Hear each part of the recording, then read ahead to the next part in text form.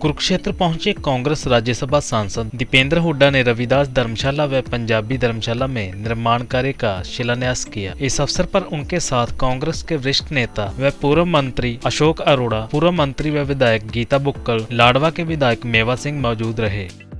आज कुरुक्षेत्र में हमारे कई सामाजिक कार्यक्रम थे जिनमें जो हमने हिस्सा लिया। पहले शिरोमणि संत श्री रविदास जी महाराज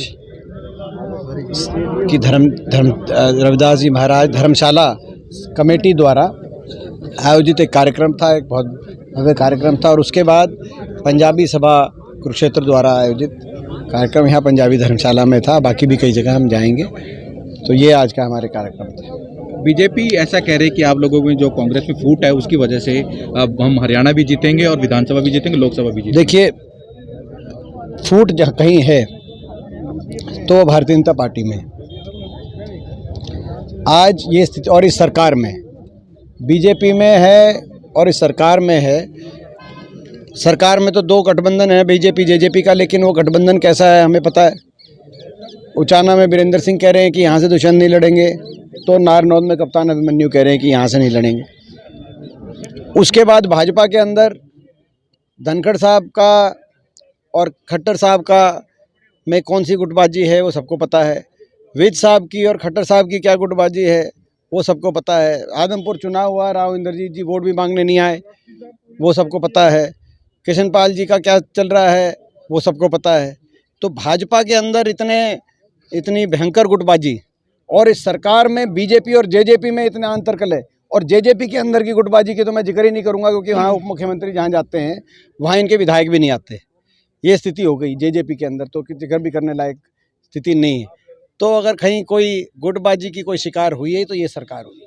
उदय भान जी का आज बयान है कि दिसंबर तक कार्यकर्ताओं की लिस्ट आ जाएगी और जो आपके कार्यकर्ताओं का संगठन भी तैयार हो जाएगा। उदय भान जी ने देखिए, मुझे पूरा जहाँ तक कांग्रेस पार्टी के संगठन की बात है, लगातार हमारे संगठन में समय समय पर हम सही फैसले ले रहे हैं। हरियाणा में जब सही समय था तो चौधरी उदय भान जी को कांग्रेस हाईकमांड ने प्रदेश अध्यक्ष के रूप में चौधरी भूपेंद्र सिंह हुड्डा जी मैं समझता हूँ कि सलाह से उनको प्रदेश अध्यक्ष के रूप में एक बड़ी जिम्मेदारी दी। और उसके बाद से हरियाणा प्रदेश में लगातार कांग्रेस पार्टी मजबूती से इस प्रदेश के परिवर्तन की लड़ाई में आगे बढ़ रही है। ऐसे ही बाकी भी संगठन की प्रक्रिया जब हमें सही लगेगा, उपयुक्त समय हमारे हित में और हमारे हक में ये लगेगा कि ये समय सही है, तब मैं समझता हूँ कि कांग्रेस आला कमान सही समय पे आगे की नियुक्तियों की प्रक्रिया जारी है। लोकसभा के साथ विधानसभा के चुनाव करवाए को साथ लेकर नहीं चल पा रहे हैं, गुटबाजी भी तैयार नहीं है।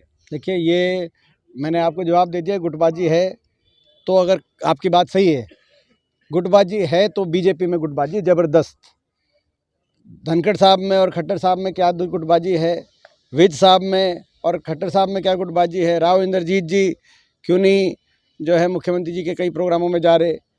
और अगर गुटबाजी है तो बीजेपी और जेजेपी में गुटबाजी है। मैं रिपीट कर रहा हूँ अपनी सारी बात, क्योंकि आप शायद उस समय आपने सुनी नहीं बात। सही बात है, इतनी भयंकर गुटबाजी है वो। दूसरी बात है कि अखबार में, टीवी में वो गुटबाजी थोड़ी सी कम छाती है, क्योंकि भाई थोड़ा सा बीजेपी का मीडिया मैनेजमेंट, आप मानो उसको क्या मानो, आज के दिन जो परिस्थिति चल रही है, और जो है आज के दिन कांग्रेस एकजुट है।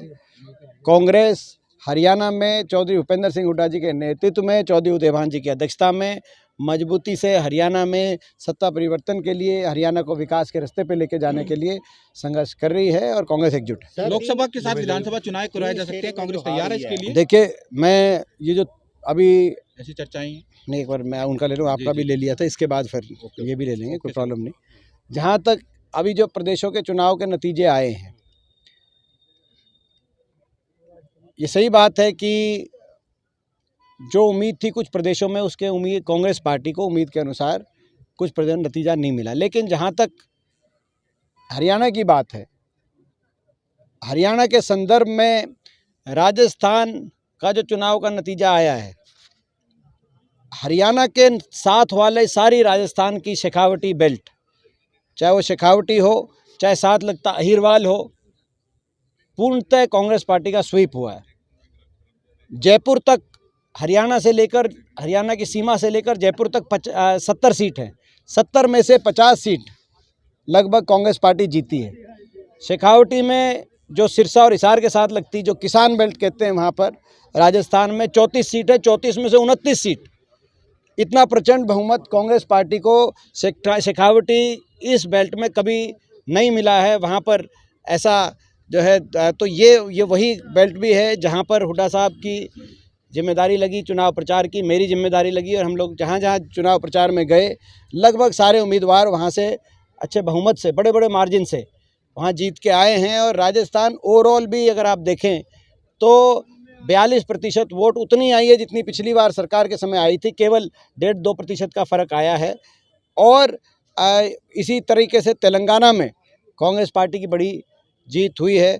हमें विश्वास है कि हरियाणा में वही होगा, हरियाणा के लोगों की जनभावनाओं के अनुसार मैं कह सकता हूँ वही होगा जो हिमाचल में हुआ, जो तेलंगाना में हुआ और जो कर्नाटक में हुआ। लोकसभा के साथ विधानसभा चुनाव हो सकते हैं, तो ये हरियाणा के संदर्भ में देखा जाए, हरियाणा के साथ लगते हिमाचल।